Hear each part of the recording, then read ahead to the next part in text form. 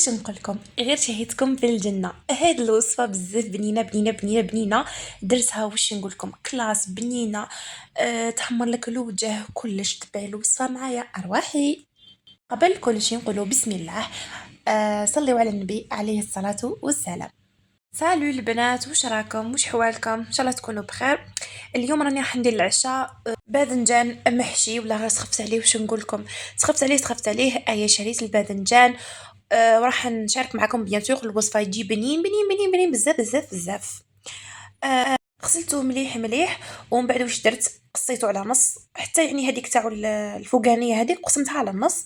وبديت نقي فيه بالمغرفه ونحي فيه. دونك تما شفتوا هذيك من الداخل راح نسحقوها تاني في الحشوه. وهذا نقليوه كيما راكم تشوفوا. حطيت مقله، حطيت الزيت الله الله وقليته. وهنا بجوار الوصفه تاعنا درت كغاطا بطاطا. قليت البطاطا قطعتها رقيق رقيق قليتها. ومن بعد زدت لها الفرماج، زدت لها الزيتون الحليب العظام ايتو. وحطيتها في الفرن باش نقدموا معها بتجي شابه. صوص طوماط تاعي طيبتها. خير بالكم قطعتها. حطيت طوماطيش ورحيتها وزدت لها الثوم والفلفل الكحل والملح وطيبتها. وكمان وهذاك تاني الباذنجان اللي من داخل كنت رحيته بالاخر بالميكسر. وحطيته يعني يدبل مليح مليح مليح. ومن بعد خلطت الفيونداشي وهذاك الباذنجان هذاك اللي نحيته والدبشه والطماطم وكلش. ومن بعد جبت الباذنجان تاعي ديك وحطيته بالحشوه وحطيت له فرماج غابي ولا طوماط من الفوق. وحبه زيتون ودخلته للفور كي طاب من تحت حطيت له من الفوق.